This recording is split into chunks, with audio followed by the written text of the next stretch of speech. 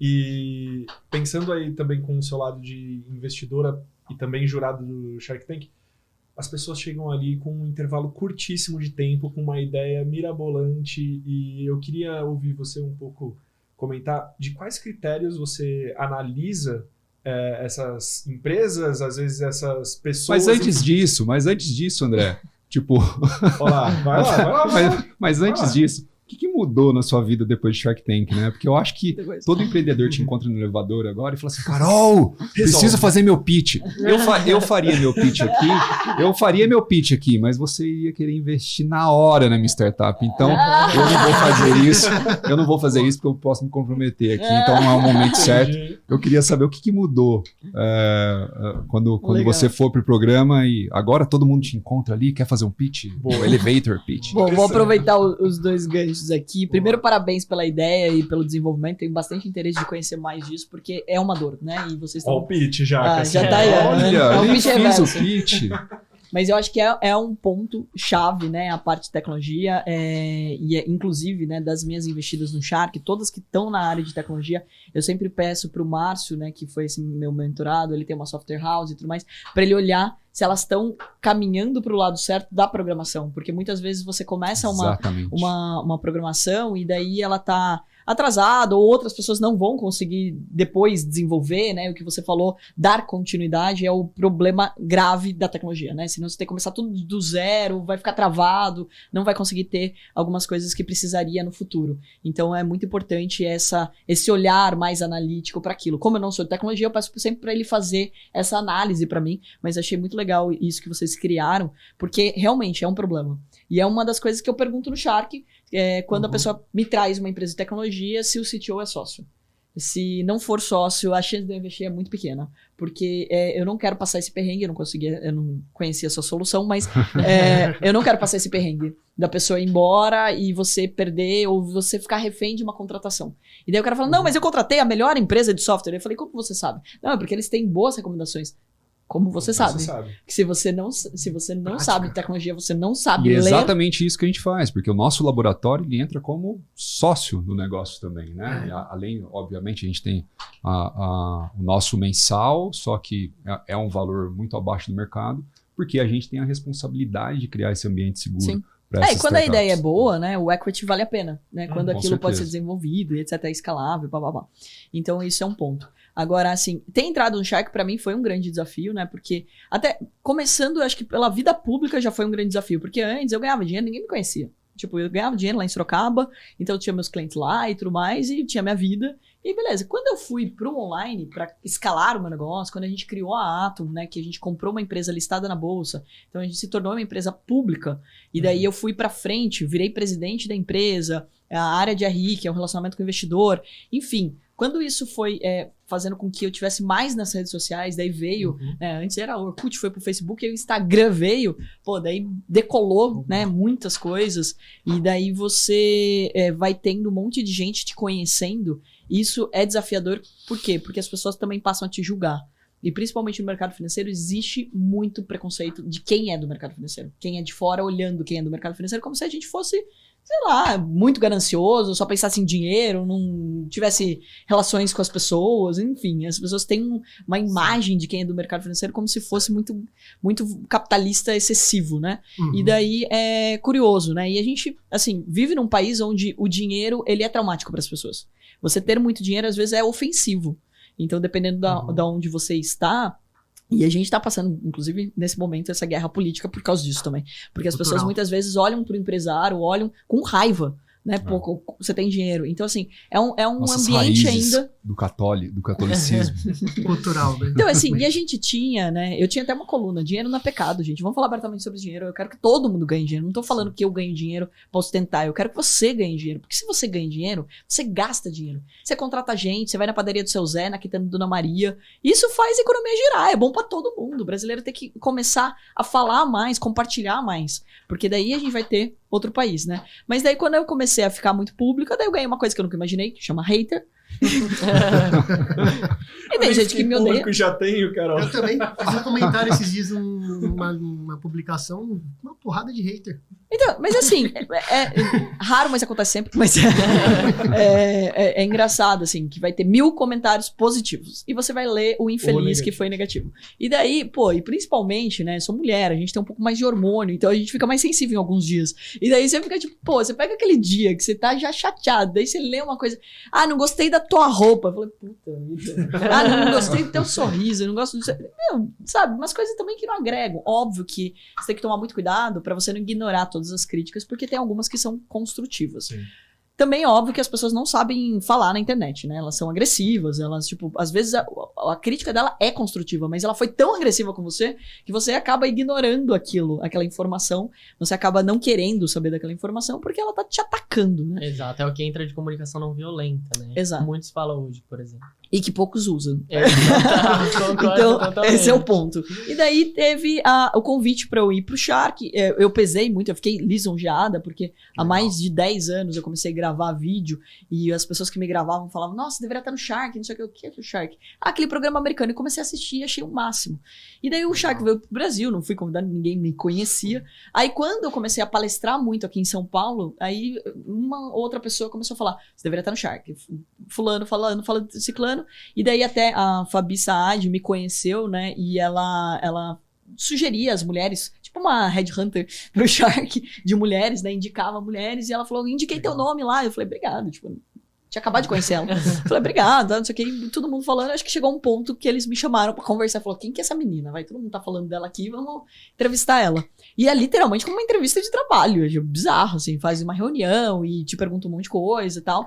Mesmo porque tem que levar em consideração que o Shark tem que ter dinheiro. Isso eles já tinham informação porque minha empresa é pública, então já sabia que eu tinha dinheiro. Segundo, eles tinham que saber como eu era na câmera, como eu gravava muito vídeo, então eles já tinham me visto. E terceiro, tem que combinar, tem que ter combinar com um programa. Sim. Porque assim, tem um formato ali a ser obedecido. Chama Shark Tank, ninguém tá esperando que eu seja fofa. Então, ou seja, né? Então é um ponto também. E os Sharks têm que disputar, porque a graça do programa é essa, você colocar um monte de Shark diferente. Porque se eles ficam muito amiguinhos, tipo, o programa perde a graça. Então eles, não que a gente fica brigando, mas assim, tem pontos de vista diferentes. Várias vezes o Apolinário fala uma coisa, eu não concordar e vice-versa. Segmentos diferentes também de mercado. Ele fez um investimento lá que eu tiro o sarro dele, não vou falar qual, mas eu tiro. Depois eu vou entrar nisso. Não, agora deve estar concordando, mas naquela hora não concordou, não, ficou puto.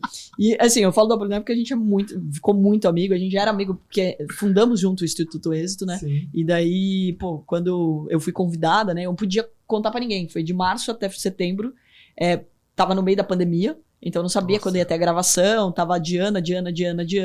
E daí eu fiquei todos esses meses sem poder contar pra ninguém, né, porque tá isso lá em contrato, inclusive, e eu não sabia se era como convidada, que é um dia só, como meia cadeira ou uma cadeira inteira, então eu não sabia o que ia acontecer. E daí quando eles me ligaram, falando, não, você vai assumir uma cadeira full. Não tinha me contado nem quem ia sair, então eu também não sabia que ia entrar no lugar da Cris. A Cris estava desde a primeira temporada. Sim. Olha a responsabilidade. Nossa. Porque você entra, já tem um monte de gente que gosta dela. Sim. E que acompanha ela, e que tá acostumado com ela. Daí entra uma pessoa que ninguém sabe direito quem é, que a galera já tem objeção do mercado financeiro. Pra ocupar uma cadeira de alguém que tá desde a primeira temporada é pesado, né? Tanto que no primeiro dia de gravação, cara, eu já dei palestra pra 15 mil pessoas. No primeiro dia de gravação, eu estava com tem uma água aqui do lado, eu estava tremendo. Eu peguei a água, vi que eu estava tremendo, parei de beber água. Então, por quê? É porque eu não sabia como o público ia reagir. E não porque eu não sabia o que eu estava fazendo, mas porque eu não sabia como o público ia reagir. E ali é desafiador, porque em qualquer lugar eu tenho informação da startup. Se você me fizer um pitch, eu vou checar tudo sobre você e eu não preciso tomar uma decisão agora. Lá, eu tenho que tomar na hora. E eu nunca vi vocês na frente. Então, olha a diferença. E você, me acompanhando 2 dias na rede social, sabe o que eu gosto, o que eu não gosto. Acompanhando essa entrevista, sabe tudo que eu penso. Então, olha a diferença que tem. Então, ou seja, você entra, né, por aquela porta, você tem todos os argumentos para me convencer. Eu não tenho argumento nenhum. E eu ainda perguntei, né, pra diretora Eugênia, falei, Eugênia, e aí, vocês vão mandar o pitch antes, as informações, não sei o quê? Não, a gente vai te dar um caderninho. Eu falei, legal, lá tem as informações. Não, em branco. Você anota. Faz as contas na hora. Mas é realmente na hora? Assim? Na hora. Tipo, você não tem uma análise de business plan anterior pra ver? Zero. É aquilo? É real? É um reality. É um reality show. É um reality show. E daí a pessoa vai tomar, e daí a gente vai tomar uma decisão depois dali, né? Tipo, e óbvio, a gente vai fechar com, né? Pô, fechei com o Bruninho, tá, daí se ele mentiu ali, depois eu posso declinar se não bater os números. Então você falou, cara, você vai faturar 10 milhões e você tem 10 milhões de prejuízo. Não dá. Aí, então a gente faz uma due diligence pós-programa, que é pra avaliar os dados. Já né, declinou muito? Oi? Já declinou muito? Não. Nenhum? Porque assim, não, já tive um que eu declinei, porque a pessoa tinha um processo que impedia a atividade principal dela. Então era né, não tinha como. Mas assim, claro. Deixei muito claro, olha, arruma isso daí, se você arrumar, e volta e a gente conversa, né?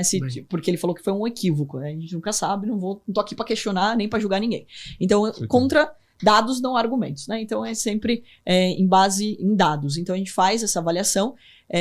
Então, esse é o ponto, né? E tem gente, por exemplo, teve um caso que eu tava com outro Shark, o outro Shark fez a due diligence, não ia mais entrar, e daí o cara achou que não... Tipo, o valuation dele já tava num outro patamar, já que tava querendo me vender um negócio mais caro do que ele vendeu no programa. Tem de tudo, assim, sabe? Nossa pra você ter uma senhora. ideia. Porque o cara vai pro programa e daí ele fica famoso e daí ele já acha que o valuation dele é outro. Só que ele não entendeu que esse valuation novo dele também é com a gente, né? Porque, pô, quando você fala assim, olha, eu tenho um Shark, né? Então, O negócio sobe. óbvio, você abre um monte de portas. E eu acho que essa é a vantagem do programa. É você levar um Shark pra casa pra você poder abrir portas.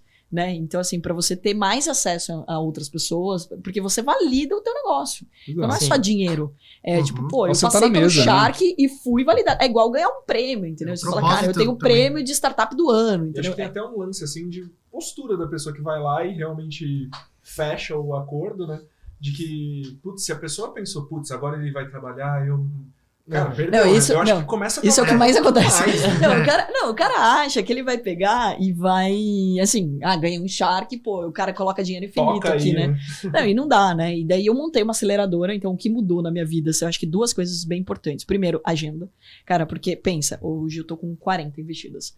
Então, 40 sociedades não é nada fácil, né? E daí eu montei uma aceleradora e montei um CSC, né, um Centro de Serviços Compartilhados, onde eu trouxe, né, e estou trazendo ainda, né, todas as áreas que uma empresa precisa. Então, assessoria de imprensa, marketing, finanças, RH. Por quê? Porque no grupo, a gente contratando esses serviços, a gente reduz custo. Começa por aí.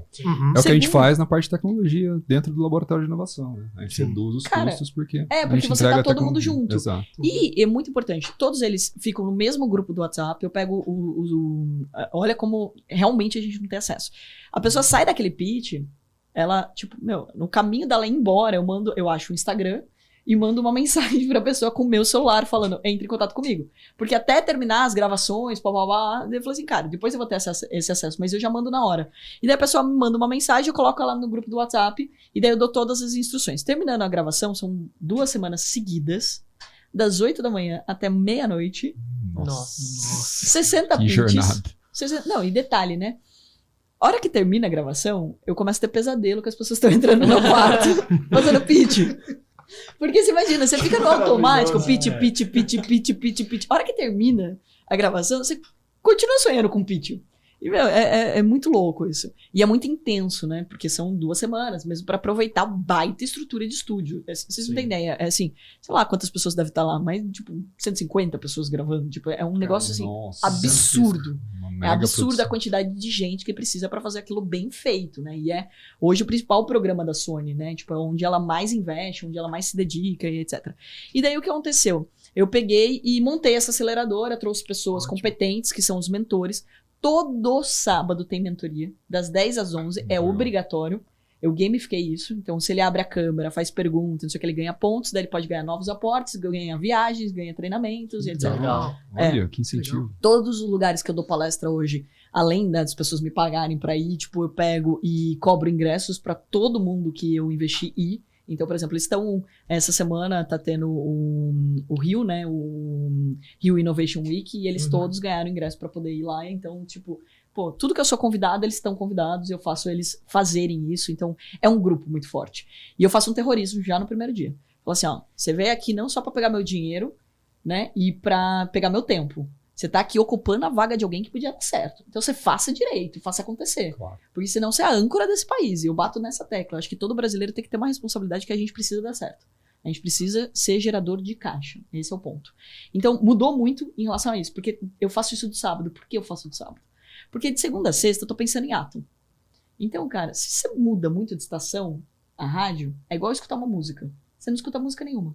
Então, se você ficar mudando muito de conversa, você não pensa em nada.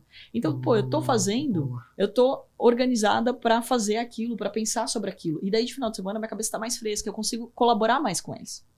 E daí, eu falei, das 10 às 11 é o fixo, mas daí o sábado todo eu dou mentoria, então você marca comigo, você passa pauta, porque também as pessoas, tipo assim, gostam de marcar pra bater papo, né? E, gente, bater papo que a gente vai no bar, no restaurante, né? Então, é uma reunião produtiva, então eu ensino eles a fazerem pauta pra eu saber até pra saber quem do meu time eu envolvo. E toda reunião, o meu time inteiro participa. Então, o Bruninho tá lá falando, o Daniel tá ali falando, todo o meu time tá escutando, pra poder ajudar. Esse disciplina e gestão de tempo. De novo, novamente. E daí, das 10 às 11 tem sempre um mentor convidado. Inclusive, vocês estão convidados já a dar uma mentoria para eles, já que você falou do CTO e tudo mais, ó. Porque eu sou mentor do Distrito Fintech também. Ai, que show. Então, e daí, das 10 às 11 eu coloco um mentor de algum assunto que eles estão, tipo, mais preocupados ou que precisam aprender mais. Por exemplo, muitos deles foram pro B2B. Né? E isso também é maravilhoso, porque o B2C dá muito mais gasta muito mais dinheiro. E daí eles foram pro B2B, né? Eles trabalham com empresas. E daí eu trouxe um mentor de B2B.